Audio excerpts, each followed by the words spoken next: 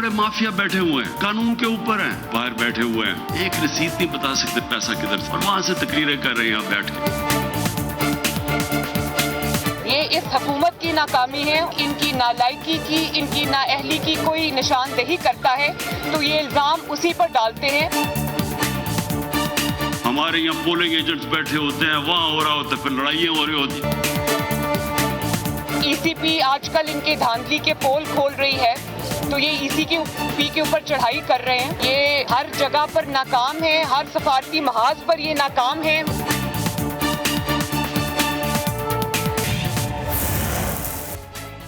बिस्मिल्लाहिर्रहमानिर्रहीम, अस्सलाम वालेकुम। प्रोग्राम न्यूज़ बीट के साथ मैं हूं आपका मेज़बान सैयद फवाज ज़ैदी। शो की मुस्तकिल मेज़बान पारस जहांज़ेब छुट्टियों पर है, इसलिए शो की मेज़बानी मेरे ज़िम्मे है। नाज़रीन, पाकिस्तान में शायद ही कोई ऐसा मसला हो जिस पर हुकूमत और अपोजिशन में इत्तेफाक पाया जाता हो।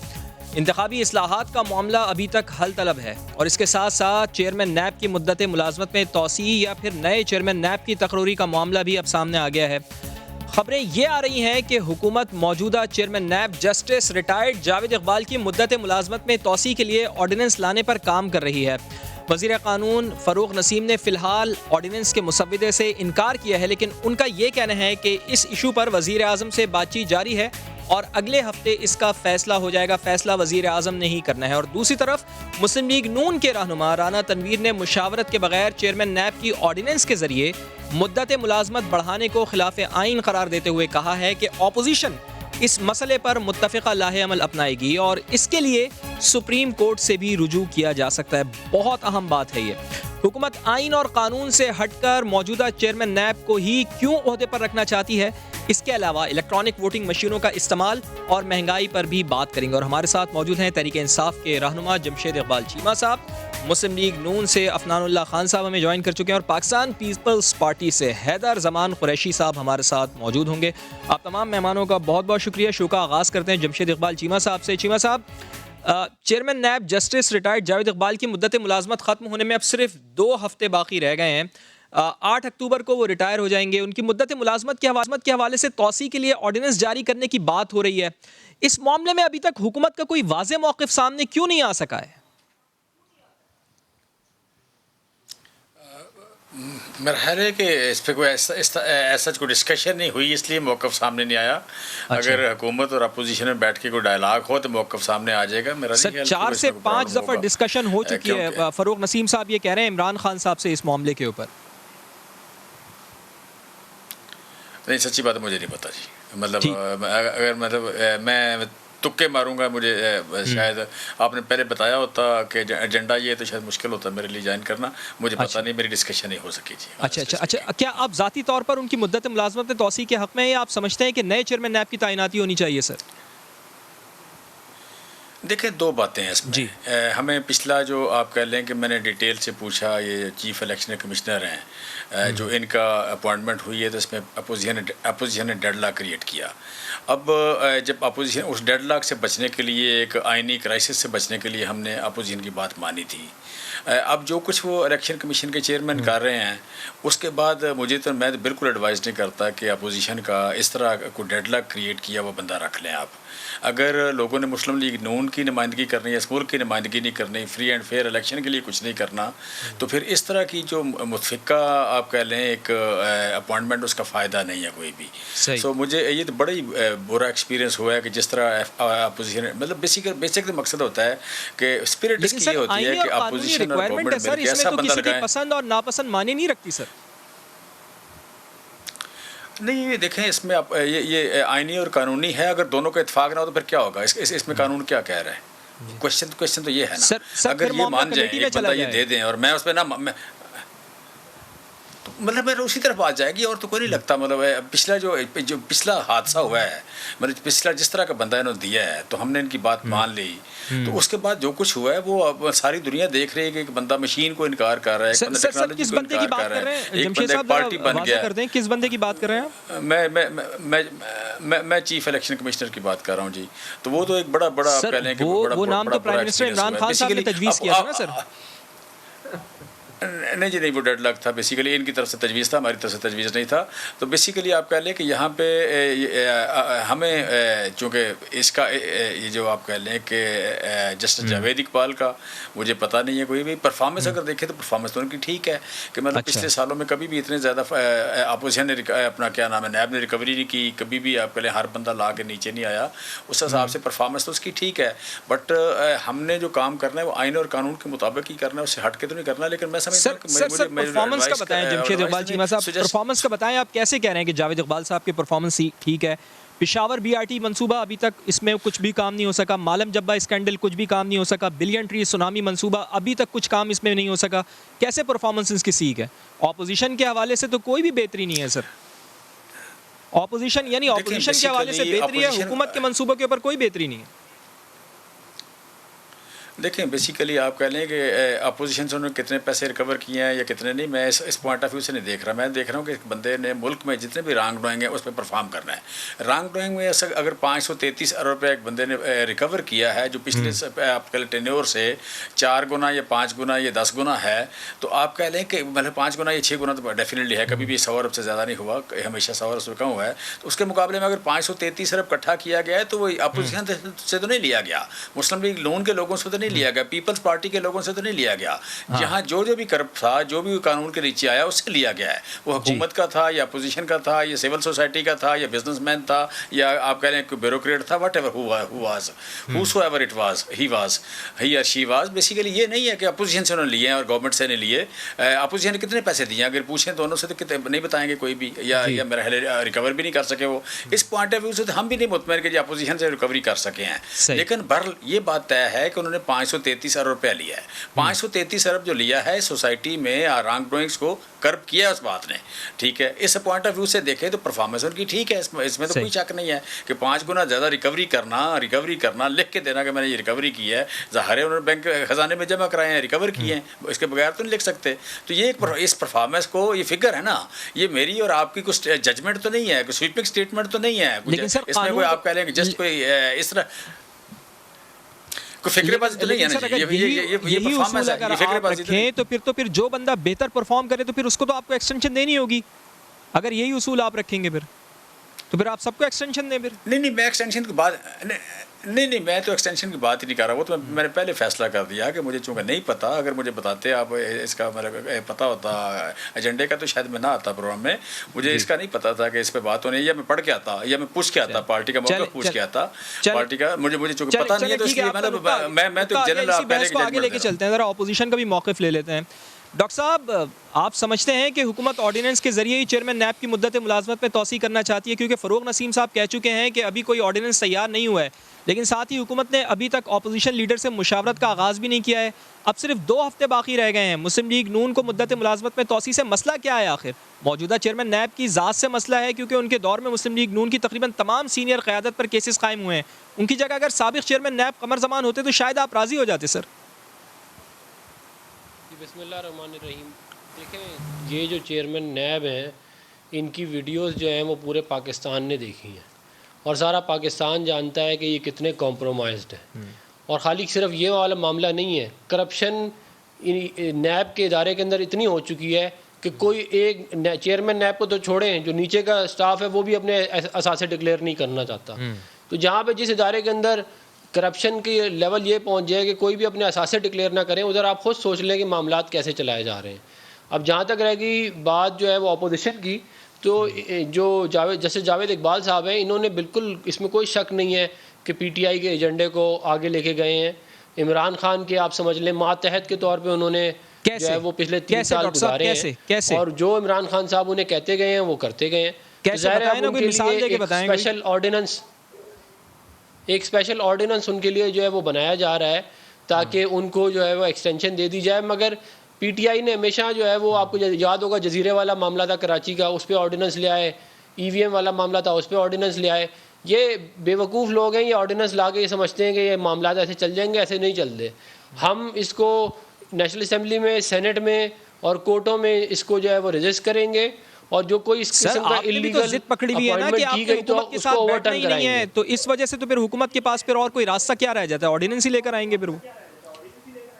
नहीं, देखिए हमने तो ये बात कही नहीं, ये ख़त लिख दें हमें कि जी मीनिंगफुल कंसल्टेशन का हम जो है वो अपना ओपिनियन उसके ऊपर दे देंगे। मगर ये तो बिल्कुल वही वाली बात है ना, बच्चों वाली बात है कि जी हमने मतलब अपोजिशन को कंसल्ट नहीं करना, क्योंकि हमने चीफ इलेक्शन कमिश्नर के मामले में किया था तो उसके अंदर हमें जो है हमारी पसंद का बंदा नहीं मिला। किस तरह से मीनिंगफुल कंसल्टेशन हो सकती है? वो तो ये कहते हैं कि मियां शहबाज शरीफ के ऊपर तो खुद नैब के केसेस हैं, तो जिसको तफ्तीशी लगाना है, जो मुल्जिम है, तो फिर उससे कैसे ये कंसल्टेशन की जा सकती है कि भाई तफ्तीशी कौन होगा? वो तो फिर इमरान खान साहब के ऊपर हेलीकॉप्टर का केस है, पीटीवी के ऊपर हमले का केस है, फिर तो अगर अगर अगर फॉरेन फंडिंग केस है, मालम जब्बा केस है, नैब की पेशावर पीआरटी केस है, अगर ये मामला है, चीनी का केस है, गंदम का केस है, इनके तो सारे वजीर अंदर होने चाहिए और इमरान खान को खुद भी अंदर होना चाहिए। अगर मामला यही है बात करें ना तो सर, ये तो खुद सारे के सारे चोरों को इकट्ठा करके एक हुकूमत बनाई गई है और ये आगे सारे पाकिस्तान को भाषण दे रहे होते हैं कि क्या करना चाहिए क्या नहीं करना चाहिए। मैं आपको ये बता दूं ये चाहते क्या हैं, ये चाहते हैं कि कोई शहबाज गिल टाइप बंदा चेयरमैन नैब बन जाए ताकि वो इमरान खान जो उसको ऑर्डर करे वो पूरा करता जाए, ये इनका ऑब्जेक्टिव है। वो ज़ाहिर है हम पूरा तो नहीं होने देंगे, हमने ये मीनिंगफुल कंसल्टेशन की शिक उसमें डाली सर, तो फिर क्या करेंगे? कोई शहबाज गिल जैसा बंदा चेयरमैन नैब का बन जाए, फिर क्या करेंगे? इसके लिए क्या ऑप्शन है आपके पास? उसको नैब चेयरमैन लगा दें। डॉक्टर साहब ऑप्शन क्या है फिर आपके पास? देखिए हमारे पास लीगल ऑप्शन भी हैं, हम इसको सेनेट के अंदर इसको रोक सकते हैं, हम ये भी हो सकता है कि ये ना लगाएं तो लिम्बो में चला जाए मामला, कोई भी ना हो, तो हम ये लेकिन बिल्कुल नहीं होने देंगे कि कोई पीटीआई का जयाला, कोई साकिब निसार टाइप बंदा, कोई शहबाज गिल टाइप बंदा जो है वो चेयरमैन नैब लग जाए, उसको हम रजिस्टर करेंगे। लेकिन डॉक्टर साहब लेकिन 3 साल की ये पार्लिमानी तारीख बताती है कि हुकूमत ने जो काम करना चाहा आप उसको रोक नहीं पाए सर। 3 साल का ट्रैक रिकॉर्ड हुकूमत का ये बताता है। नहीं, कैसे हमने ईवीएम का मामला रोक दिया, हम ये जो जजीरे वाला मामला ये लोग करने जा रहे थे, पूरा जजीरा बेचने के चक्कर में थे वो जैदी साहब, वो हमने रोक दिया। हमने तो कौन सा, ये हुकूमत तो देखें बैसाखियों के ऊपर बैठ के आई हुई है। सर ईवीएम का मामला रुका कैसे है? आप कैसे कह सकते हैं कि ईवीएम का मामला रुक गया? तो दरमियान में लटका हुआ है अभी। हाँ जी, ईवीएम का मामला तो अभी दरमियान में है ना सर, अभी तो इसके आप कैसे कह सकते हैं कि हमने रोक दिया? हमने इम्प्लीमेंट तो नहीं होने दिया ना, इनकी तो ख्वाहिश थी 1 साल पहले इम्प्लीमेंटेशन शुरू हो जाए। बात ये है कि ईवीएम वाला मामला हो, आई वोटिंग वाला मामला हो या नैब चेयरमैन की एक्सटेंशन हो, कोई हम ये पाकिस्तान इमरान खान साहब की कोई ज़ाती जागीर नहीं है कि वो अपनी वजारत उज़्मा बढ़ाने के लिए जराइम पेशा लोगों को अपॉइंट करे। डॉक्टर साहब एक बात बताएं मुझे, मैं जरा रिकॉर्ड की दुरुस्तगी के लिए आपसे पूछना चाह रहा हूं। जस्टिस रिटायर्ड जावेद इकबाल को तो आपने और पीपल्स पार्टी ने मिलकर लगाया था ना, इसमें तहरीक इंसाफ का तो कोई किरदार नहीं था। फवाद चौधरी ने एक मरतबा ये कहा था कि पीटीआई ने तो अभी तक नैब में किसी चपड़ासी की तैनाती भी नहीं की है। आपको नैब में ऐसा बंदा चाहिए जो आपके मुकदमात खोले और क्लीन चिट दे दे आपको, आपके मुकदमात खुले ही नहीं। देखें बात यह है कि फवाद चौधरी साहब के भाई को अभी प्रोसिक्यूटर लगा दिया इन्होंने। मैं ऐसे नहीं कह रहा कि ये शहबाज गिल या साकिब निसार टाइप बंदे को लगाना चाहते हैं चेयरमैन नैब, तो ये इनकी इंटेंशन है, ये इससे इनका इंटेंट पता चलता है कि ये चाहते क्या है। सर तो वो वकील हैं, वो सवाल करते हैं, मेरिट पर आते होंगे, उनको लगा दिया, इसमें क्या हुआ? चेयरमैन और पूरा नैब का इदारा, जिसको बोले उसके खिलाफ केसेस बनते जाएं। और ये हमने पहले भी इसको रजिस्टर किया है, हम आने वाले वक्तों में भी इसको रजिस्टर करेंगे। और ये इस किस्म की जो इलीगल और ख्वाहिशात है ना इमरान खान साहब की, ये पूरी नहीं हो सकती। ये पाकिस्तान 22 करोड़ लोगों का है, ये किसी एक आदमी का नहीं है कि वो अपने ज़ाती एजेंडे को पूरा करता रहे। मुझे आप ये बात बताएं, ट्रांसपेरेंसी इंटरनेशनल कह रही है कि करप्शन बढ़ गई है। मैं कह रहा हूँ क्या कहते हैं करप्शन बढ़ गई है? कौन सा इनका वजीर है जिसने माल नहीं बनाया? आप वजीर का नाम ले, मैं करप्शन का केस बताता हूँ। चले जी अगले सेगमेंट में इसके ऊपर आते हैं, लेकिन क्या इस मामले के ऊपर पाकिस्तान पीपल्स पार्टी आपके साथ खड़ी है? ये भी बहुत बड़ा सवाल है, ये भी बहुत बड़ा सवाल है। डॉक्टर साहब ये पूछ लेते हैं, हैदर जमान कुरैशी साहब भी हमारे साथ मौजूद हैं। हैदर भाई आपसे भी यही सवाल है कि अपोजिशन को चेयरमैन नैब की मुद्दत मुलाजमत में तौसी पर क्या इतराज़ है आखिर? क्या ये सिर्फ आईनी मसला है या आपको उनके नाम पर इतराज़ है जिनकी आप दोनों जमातों ने मिलकर खुद उनकी तैनाती की थी? बिस्मिल्लाहिर्रहमानिर्रहीम, बहुत मेहरबानी जी, टाइम देने का शुक्रिया। देखिए जो अभी तक गुफ्तगू हो रही है ना, इसका सियाको सबाक से बिल्कुल कोई ताल्लुक़ नहीं है, माज़रत के साथ, और ना ही आप अपने नाज़रीन को जो है सही फैक्चुअल पोजीशन बता रहे हैं। ये मामला इस चीज़ का नहीं है कि जस्टिस जावेद इकबाल की ज़ात का सवाल है, वो बड़े काबिल एहतराम शख्सियत हैं, लेकिन ये भी एक मुहिम्मा है और पाकिस्तान की अवाम ये सोचने पे और देखने पे मजबूर हो रही है कि 22 करोड़ अवाम के मुल्क में जहाँ इतने पढ़े लिखे जजेस हैं, ब्यूरोक्रेट्स हैं और एडमिनिस्ट्रेटिव एक्सपीरियंस रखने वाले लोग हैं, नीट क्लीन लोग हैं, ये ऐसी क्या मजबूरी है कि एक 76 साल शख्स को आप, जिसकी वीडियो है आपके पास, जिसका जो है कॉम्प्रोमाइज्ड है, जिसके ऊपर लिटिगेशन हुई है, उन खातून ने केस किया हुआ है और ये जो इन्होंने केस किया था वो ये हार चुके हैं और अभी तक उसका फोरेंसिक ऑडिट नहीं हुआ। बहुत सारे सवालात सुप्रीम कोर्ट ने अपनी जजमेंट दे दी है, मेरी आपकी राय नहीं है, डॉक्टर साहब की राय नहीं है। आप ख्वाजा आसिफ का केस पढ़ लें, आप साद रफीक की जजमेंट पढ़ लें, आप इस्लामाबाद हाई कोर्ट के कई फैसले कर लें, उसमें ये होल्ड किया गया कि NAB has become a political witch hunting tool और जिस तरीके से इसको चलाया जा रहा है और जो यहाँ बात की गई 532 अरब, किस जगह से आप ये फिगर्स लाते हैं? कौन सी वो नैब प्रेस रिलीज में लिख दे कि 580 अरब हमने रिकवर किया है? कौन से हेड में उन्होंने जमा करवाया है? पार्लियामेंट में वो फिगर्स दें। और मैं आपको बताता हूं कि एक पार्लियामेंट में सवाल हुआ था और उसमें जो उन्होंने फिगर दिया था 30 के 35 के 42 अरब रुपया हमने टोटल अभी तक इकट्ठा किया है, पता नहीं 532 अरब का कहां है, और उसमें से 34 अरब रुपया आपको नैब की नाअहली की वजह से ब्रॉडशीट को देना पड़ गया है और अभी भी ब्रॉडशीट के 1.5 मिलियन डॉलर का एक नया क्लेम आ गया है। वहां कोई अकाउंटेबिलिटी नहीं। पार्लियामान उनको कहता है अपने असासे डिक्लेयर करो, अपनी डिग्रियां चेक कराओ, चेयरमैन से लेकर उनके चपड़ासी तक जो है उनकी अकाउंटेबिलिटी होनी चाहिए। वहां आप भी लोग खामोश हैं, कोई बात नहीं करता।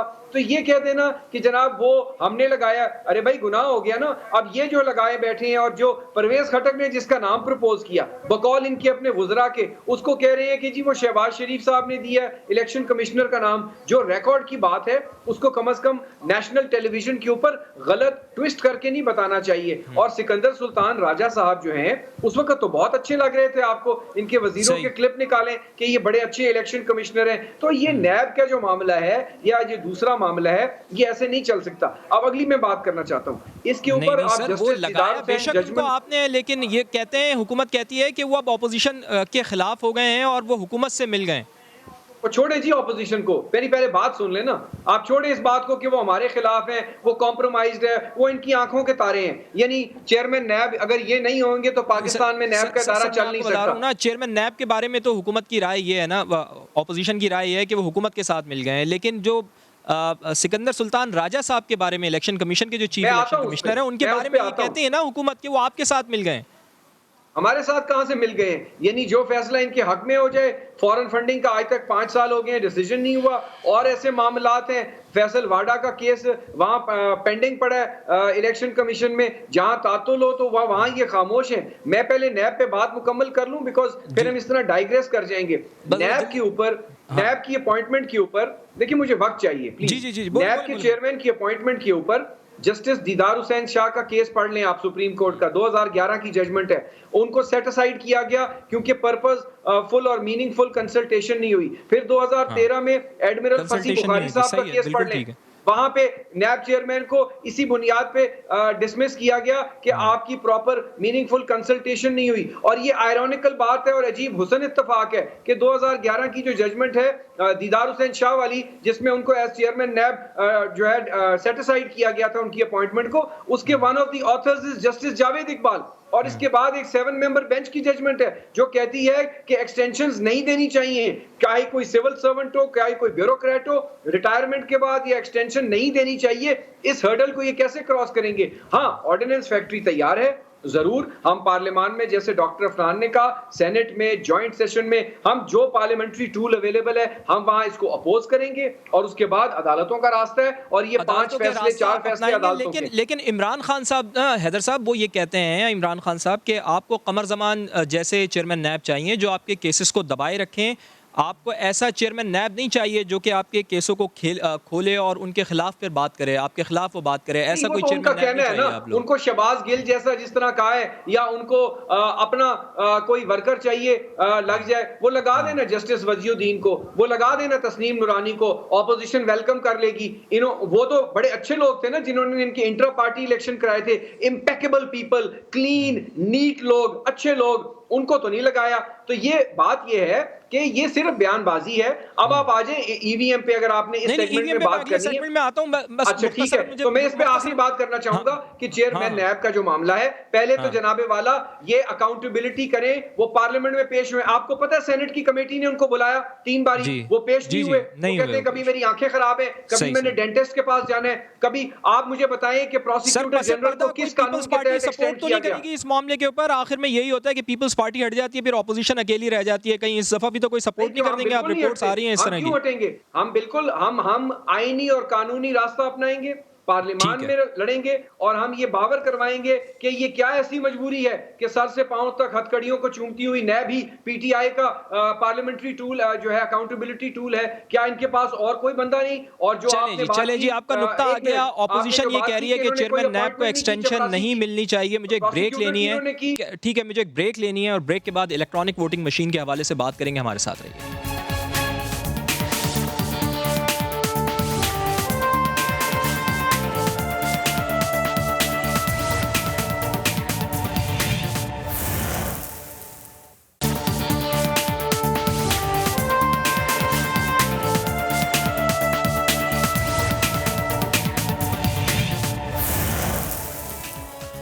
तो प्रोग्राम के आखिरी सेगमेंट में हम बात करेंगे ईवीएम मशीन के ऊपर, और इस वक्त हम थोड़ी सी महंगाई की बात कर लेते हैं, चूँकि जमशेद इकबाल चीमा साहब हमारे साथ मौजूद हैं। जमशेद इकबाल चीमा साहब, आपको याद है कि आपने हमारे पिछले शो में गंदम और दीगर खुराक की मसनूआत की कीमतों में कमी की खुशखबरी सुनाई थी।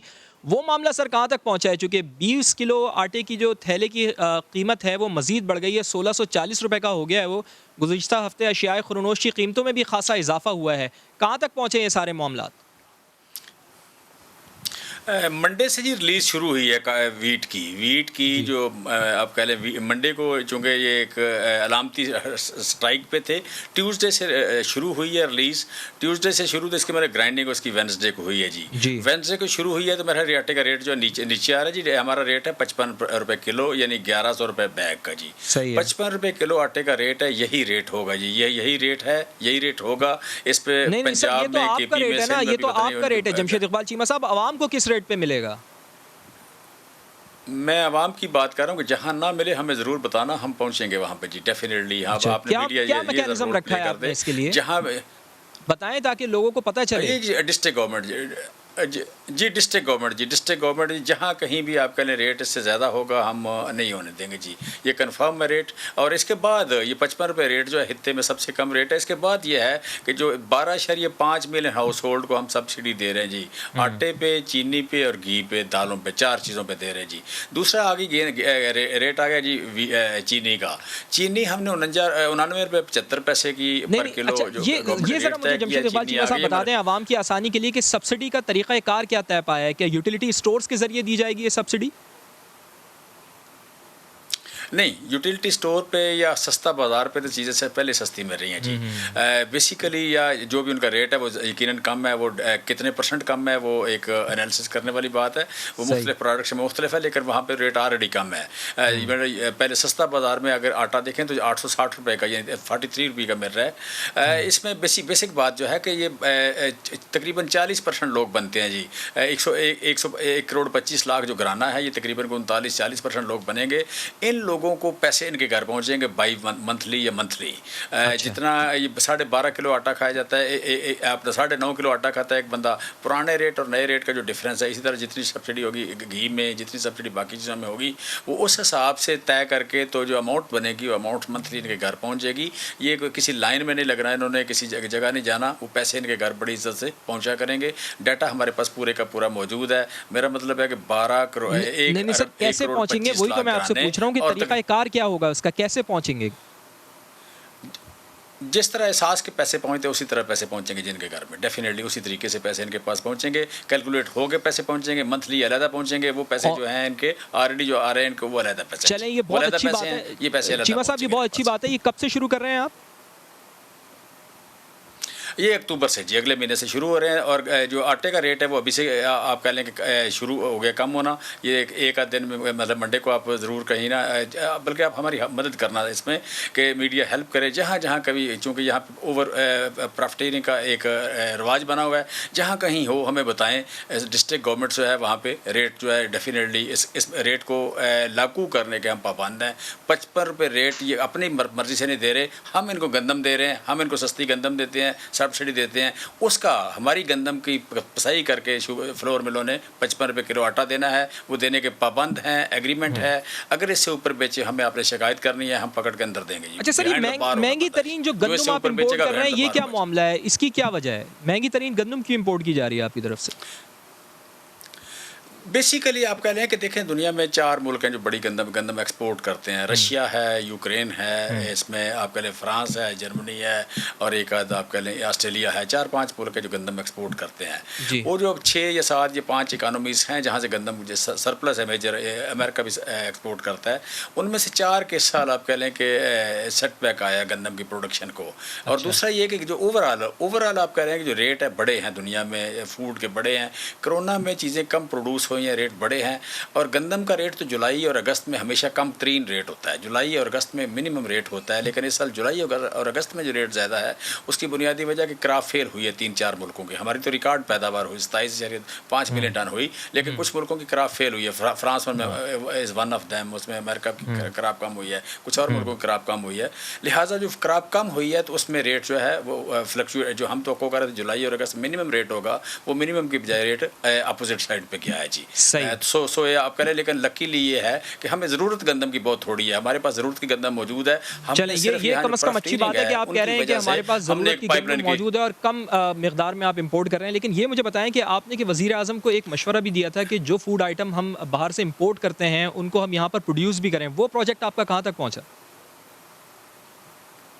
इसमें जी आप इस साल जो फेडरल गवर्नमेंट का बजट है मेरे पास, पिछले साल में नवाज शरीफ साहब के दौर में बजट था 1 अरब 60 करोड़ का। पिछले साल हमारे पास 12 करोड़ का बजट था, मेरे पास इस साल 53 अरब रुपए का बजट है जी। अच्छा। उसमें बेसिक यही है कि हमने दूध की पैदावार बढ़ाने के लिए हमने काम कर रहे हैं। पिछले यहाँ पे सब्सिडी मशीनरी पे नहीं दी जाती थी, हमने 81 आप पहले इम्प्लीमेंट्स है जिन पे हम सब्सिडी दे रहे हैं। फिर हमने इस साल देखें कॉटन की पैदावार तारीख की मतलब फी एकड़ पैदावार तारीख की पिछले 20 साल में ज़्यादा हुई है। उसकी बुनियादी वजह कि हमने 3 चीज़ों पे सब्सिडी दी थी उनको। हमने यू कैन से कि जो वाइट फ्लाई का प्रोडक्ट था उस पर सब्सिडी दी, फास्फोरस पे सब्सिडी दी, कॉटन सीड पे सब्सिडी दी। तो उससे इस साल फ़ी एकड़ पैदावार पिछले 20 साल में कभी इतनी नहीं हुई जितनी कॉटन के इस साल पैदावार हुई है। सो बेसिकली हम फार्मर को, रिसर्च को, वाटर सेविंग को, वाटर कंजर्वेशन को, नई ज़मीनें आबाद करने को, मशीनरी को और फूड प्रोसेसिंग को, इन चीज़ों को हम सपोर्ट कर रहे हैं। और जितनी चीज़ें पहले इंपोर्ट होती थी, मसलन लाची है, मसलन बादाम है, पिस्ता है, यू कैन से दिस, चलिए ये तो आप पॉजिटिव इक़दामात बता रहे हैं जो आप कर रहे हैं, लेकिन किसान को जमशेद इकबाल चीमा साहब बड़ी आपसे शिकायत है, 6-7 हज़ार रुपए की बोरी खाद की हो गई है, उसके ऊपर भी कोई सब्सिडी का प्लान है? देखें, मैं सिंपल पहली बात है, सब्सिडी उस पर मिल रही है। सब्सिडी जितनी भी पिछली उनकी एक पाइल अप हुई थी वो सारी मिल गई उनको। इस वक्त तकरीबन पिछले दिनों उनके डेली जो कूपन स्क्रैच हो रहे थे वो 15 करोड़ रुपए के हो रहे थे, आजकल वो 4 करोड़ पे आ गए। इसका मतलब जितना पिछला बैकलॉग था वो मिल गई उनको। आगे फर्दर भी उनको मिलती रहेगी, सब्सिडी मिलती रहेगी। लेकिन आप कह रहे हैं हम सब्सिडी दे रहे हैं 1,000 रुपया फ़ी बोरी। 1,000 रुपया फ़ी बोरी के होने के बावजूद भी चूँकि दुनिया में $700 से पर टन बढ़ गई है, ये होती थी $340, 340 से चली गई $700 पे। $700 क्रॉस किया है इस वक्त डीएपी ने रेट इंटरनेशनल जो है। वो सारी दुनिया में जो महंगा मेरा है उसकी बुनियादी वजह यही है कि जब भी आप कह लें सर नुक्ता आ गया, आप कह रहे हैं कि आर्मी मार्केट में कीमतें बढ़ी हैं, इस वजह से यहाँ पर भी महंगाई है। ज़रा आगे चलते हैं। डॉक्टर साहब, वज़ीर आज़म ने कहा है कि मुल्क में आने वाले चंद सालों में खुराक के बहरान का खतरा और पैदावार में इजाफा करना होगा। हुकूमत जिस बारे में सोच रही है, आप लोगों ने अपने दौर में क्यों नहीं इस बारे में सोचा ताकि आज इस तरह के बहरान का सामना नहीं करना पड़े हमें? देखिए, हमारे दौर के अंदर जो है वो जो प्रोडक्शन थी वो आप उठा के देख लें और जो अभी प्रोडक्शन है वो उठा के देख लें, आपको खुद ही अंदाज़ा हो जाएगा कौन सच बोल रहा है कौन झूठ बोल रहा है। हमारे जो दौर में प्रोडक्शन मतलब पॉजिटिव था मामला, कहीं 10-20-30% ग्रोथ थी। अभी तो पिछले क्या कहते हैं, ये कॉटन की मेरे भाई बात कर रहे थे, 45% डिक्लाइन था कॉटन की जो आउटपुट है उसके अंदर। हमने इम्पोर्ट किया है कॉटन को, फिर ये कह रहे थे कि जो गंदम नहीं सर, वो कह रहे हैं ना, वो अभी हमने आपके रिकॉर्ड सामने तो की, कहा कि इस मगर साल बेहतर आपको हुई है साथ- पैदावार। नहीं, जो मैंने पढ़ा है ऑनलाइन ये अपने अखबारों में, वो तो यही है कि कॉटन की प्रोडक्शन डिक्लाइन हुई है लास्ट ईयर। अच्छा। और उस तकरीबन 45% डिक्लाइन हुआ है उसके अंदर। अच्छा एक सेकंड और सर, खाली डॉक्टर साहब उसके मैं अंदर आ रहा हूँ नहीं, आपकी तरफ आ रहा हूँ। डॉक्टर साहब मैं सिर्फ जमशेद इकबाल चीमा साहब से, सिर्फ जमशेद इकबाल चीमा साहब, लास्ट ईयर क्या डिक्लाइन में थी कॉटन की पैदावार? ये जी पिछले आप कह रहे हैं पिछले 7 साल से पैदावार लगातार डिक्लाइन हो रही है। 2014 के बाद लगातार डिक्लाइन हो रही थी जी। 2014 से लेके 2022 तक लगातार डिक्लाइन हुई है।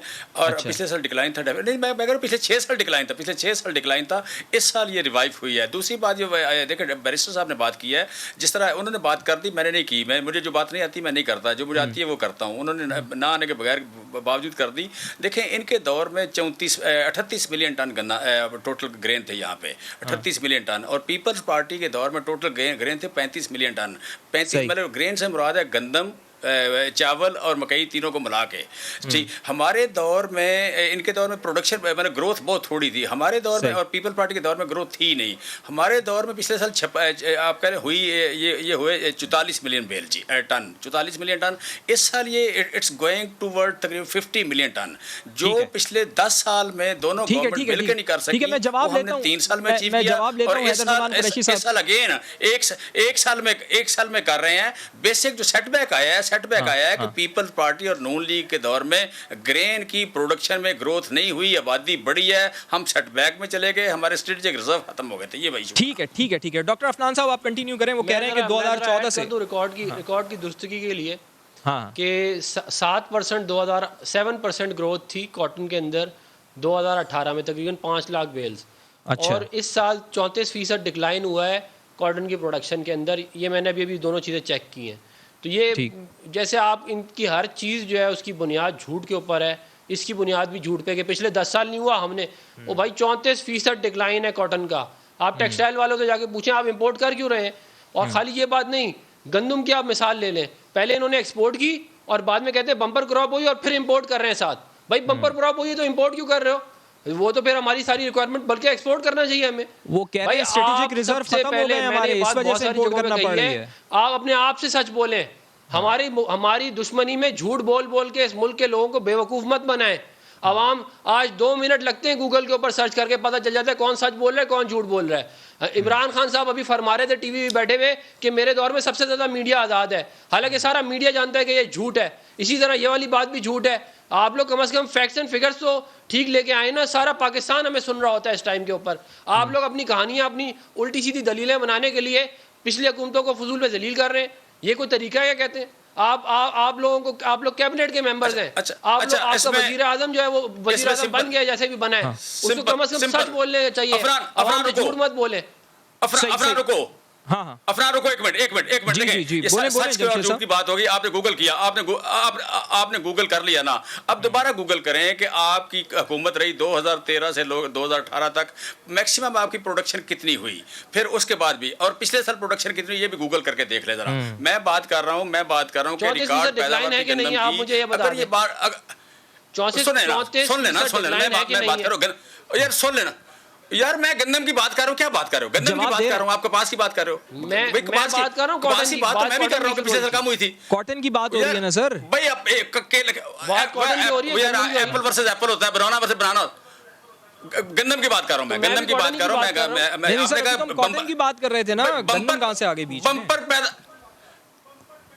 अच्छा चलो अभी यूं करो, आप यूं करो, 15 सितंबर का डाटा निकालो, 15 सितंबर का डाटा निकालो, पिछले साल गंदम पैदावार की थी। और सुनो 15 सितंबर 2021 का निकालो ना, अभी निकालो यार। नहीं 156% यार, 156% इंक्रीज है, 156% इंक्रीज है। आप अपने सब्जेक्ट की बात किया करो, आपको नहीं पता क्या बात कर देते हो।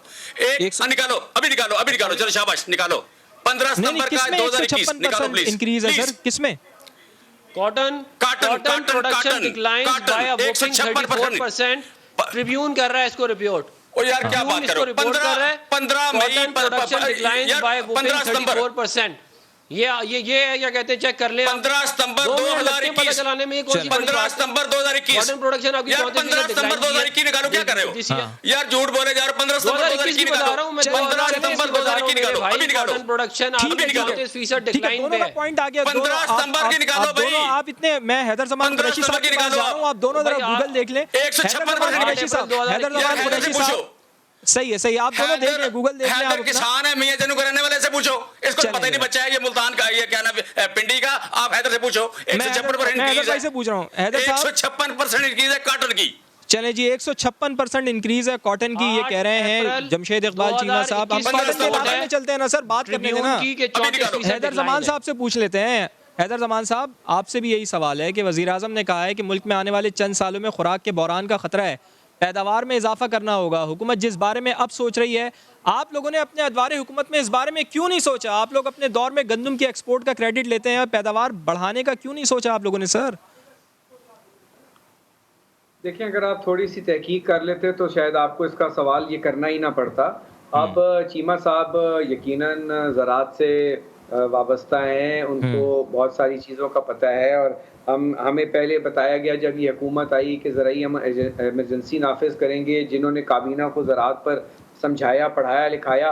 आज वो शायद पीटीआई का हिस्सा भी नहीं है, ये नज़र नहीं आते, लेकिन हमें खुशी है कि चीमा साहब ज़रूर ज़राअत के मुतल्लिक़ वज़ीर आज़म साहब को कुछ ना कुछ मशवरे ज़रूर मुफीद देते होंगे, और शायद कहीं ना कहीं किसी मशवरे पे अमल हो जाए। लेकिन इन्होंने हमारी पार्टी के मुतल्लिक़, हमारे टेन्योर के मुतल्लिक़ कुछ बात की, पहले मैं उसकी वजाहत कर दूं। पाकिस्तान पीपल्स पार्टी के टेन्योर में सबसे ज़्यादा एग्रेरियन आउटपुट हुआ, और 70 बिलियन रुपया उस वक़्त जब डॉलर का रेट 100 रुपया था, एग्रो मार्केट में इंजेक्ट हुआ। हमने आपको बम्पर क्रॉप दी, हमने आपको एक्सपोर्टेबल वीट सरप्लस दिया after the first year of production. अच्छा, अब ये ग्रेन्स और किलोज की बात कर रहे हैं, उस पर भी मैं आ जाता हूँ। हमने कॉटन के ऊपर भी काम किया, लेकिन उसके बाद जब बीटी कॉटन और वो सीड्स जो हैं दुनिया में उनके ऊपर वायरस रेजिस्टेंट ना रहे, तो उसके ऊपर उतनी R&D नहीं हुई। माजी की हुकूमत में कुछ ज़्यादा तवज्जो नहीं दी गई ज़राअत पे, हमारी शुगर केन प्रोडक्शन, हमारी और चीज़ें जो हैं वो स्टैगनेट करती गई, हमारी आबादी बढ़ती गई।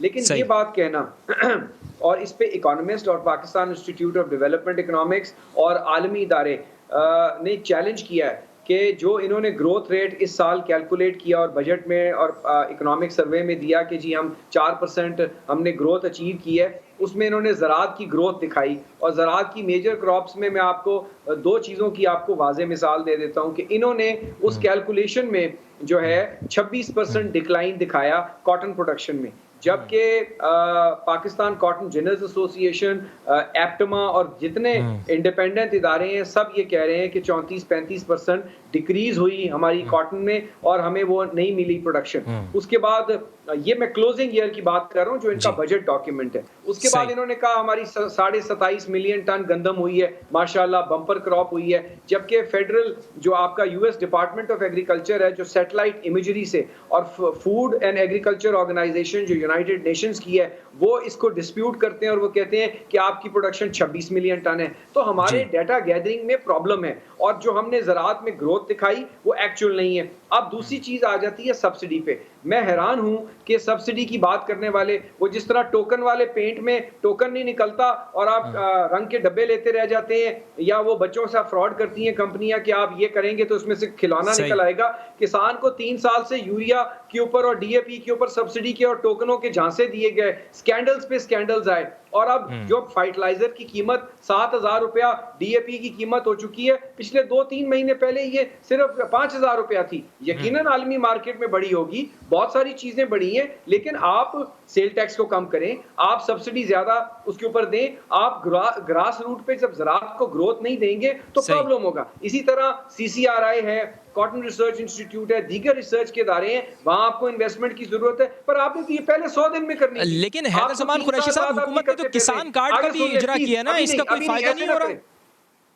किसान कार्ड का भी तो इजरा हुआ है ना। बात सुन लें, ज़राअत के हवाले से देखिए, हम आज भी समझते हैं कि कॉटन जो है हमारा सिल्वर फाइबर है, हमें जी, उसकी जी। बहुत प्रोडक्शन करनी है। इंडिया 30 मिलियन पे चला गया है, हम अभी यहीं खड़े हैं। आपने क्या किया है 3 साल में? कौन सा सीड पे आपने काम शुरू किया है? हाँ, इनके बाद जो ये आप बातें कर रहे हैं 53 अरब रुपया इस साल रखा है, तो पिछले 3 साल तो कुछ नहीं रखा ना। उसके बाद इन्होंने फूड आइटम्स की बात की। सर माजरत एहतराम, 156% ग्रोथ आपने है ना सर। पिछले मुझे साल किसान कार्ड का बता दें, किसान कार्ड का भी तो इजरा हुआ है ना, मुख्तसरन बता दें, ब्रेक के ऊपर मुझे जाना है फिर। कि ये किसान भी तो को एक अच्छा कार्ड दें, किसान हाँ। को हेल्थ कार्ड दें, टीका लगाएं। किसान का नेट ये है कि किसान को जो कीमत मिल रही है और जो कंज्यूमर को मिल रही है उसमें कई 100% का फर्क है। यहाँ गवर्नमेंट का फेलियर है। दूसरा, आप कह रहे हैं आप गंदम में खुद कफील हुए, लेकिन फिर भी आप एक रिजर्व स्टॉक ला रहे हैं। मुझे ये बताएं कि 5,75,000 टन का जो टेंडर टीसीपी ने अभी किया है वो जी। $383.5 पर मेट्रिक टन सीएनएफ कराची की है, जिसका जी, मतलब जी। है 2650 रुपए मन गंदम आएगी। इससे पहले 2 हफ्ते पहले जो टेंडर किया 4 लाख टन का किया, वो $369 का था। वो 2550 रुपए लैंडेड कॉस्ट आएगी और जब ये गंदम आएगी। और मैं हैरान हूं और परेशान हूं, और अल्लाह कर दे ये जो बात कह रहे हैं, इस वक्त कोई सस्ता बाजार नहीं है पूरे पंजाब में। Please go and check your figures. और यूटिलिटी स्टोर पे रिटेल का रेट 100 रुपए है। यूटिलिटी स्टोर सर पे आप घी का सस्ते रेट ये बाजार है। की बात और कर रहे हो, आप क्या है कैसे किसी पैसे सस्ते देंगे? बाजार की एहसास जरूरत प्रोग्राम नहीं है। हम की पैसे कहां से देंगे? पैसे पहुंचाया करेंगे लोगों के घर पे, गरीबों के घर पे अच्छा, सब्सिडी कैश दे रहे हैं। पहुंचाएं, वो मुझे बताएं। कैश जरूर पहुंचाएं, पर वो कौन से बजट से आएगा? वो हाँ। फेडरल गवर्नमेंट ने जो बजट पास किया है ये मैं वो पूछ किधर से आएगा? पूछ लेता वो हूँ, ये मैं पूछ चीजें लेता हूँ। हवा बड़ा में अच्छा जरूर आपका सवाल है कि अल्लाह करे ये दे, कैश कहाँ से लेकर अल्लाह आएंगे, करे क्योंकि वो मुझे ब्रेक के ऊपर जाना है। 12.8 ब्रेक के बाद ये सबने उठाया है, ये हम जमशेद इकबाल चीमा साहब से पूछ लेंगे, चूंकि फूड प्रोडक्शन की तो हमने बहुत बात कर ली है। आदादो शुमार के गोरख धंधे में एक आम आदमी उलझ कर रह जाता है, उसको इससे कोई कंसर्न नहीं है कि आदादो शुमार क्या है। उसको तो बस ये कंसर्न है कि उसके घर आटा, उसके घर चीनी, उसके घर बुनियादी अशियाए ज़रूरिया सस्ते दामों पहुँचे। एक ब्रेक के बाद हम इसका जवाब लेंगे जमशेद इकबाल चीमा साहब से।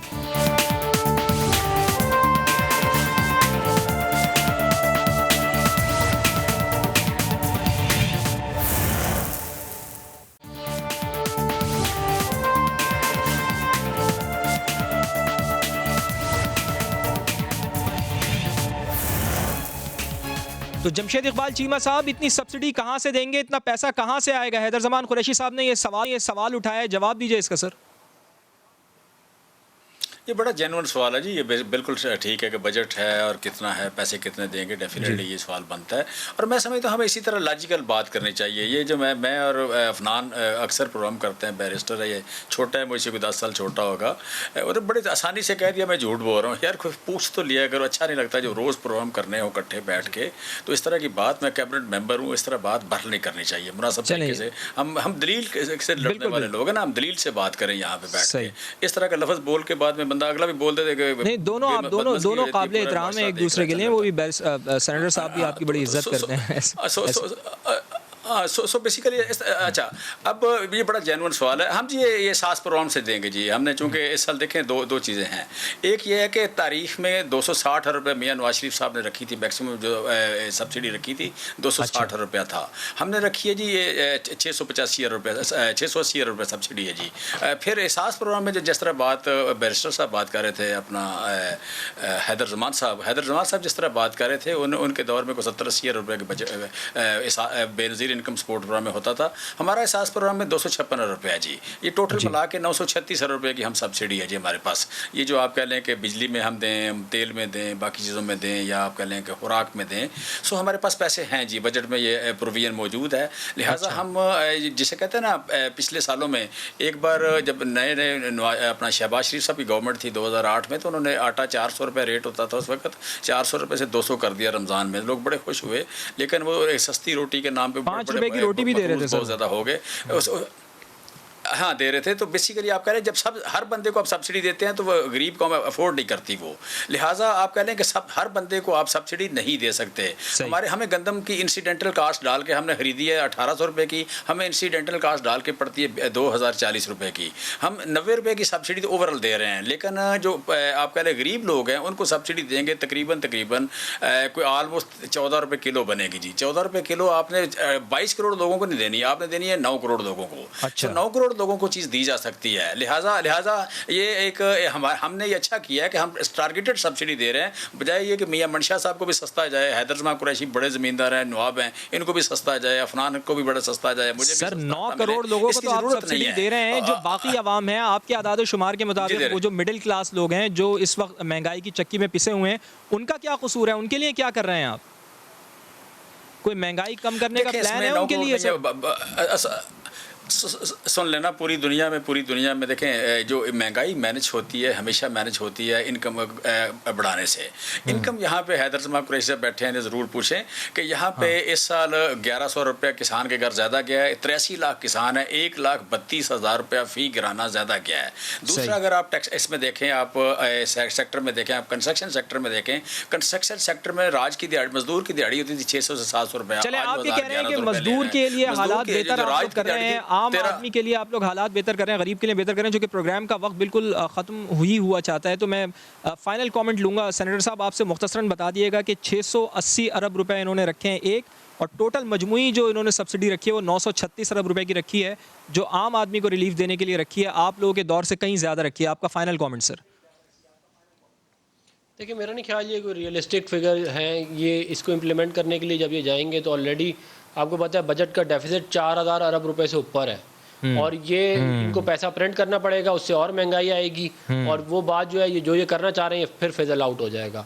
अच्छा, और मैं नहीं समझता कि ये इस किस्म की देखिए बुनियादी प्रॉब्लम ये है कि जॉब क्रिएशन होनी चाहिए। सही। और आप जो है वो जॉब क्रिएशन होनी चाहिए, आपका नुक्ता आ गया है। हैदर साहब, आप भी फाइनल कमेंट दे दें सर।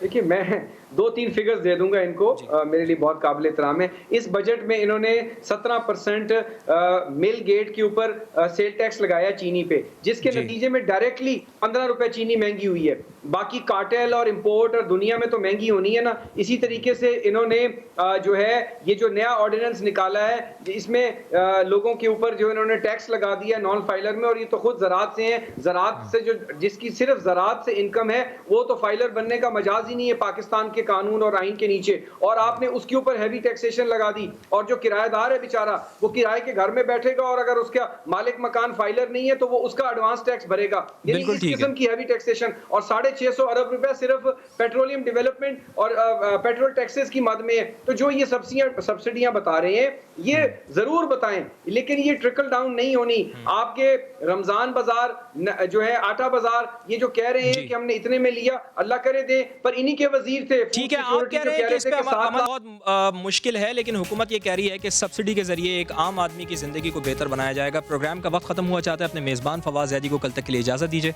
अल्लाह ने के बाद।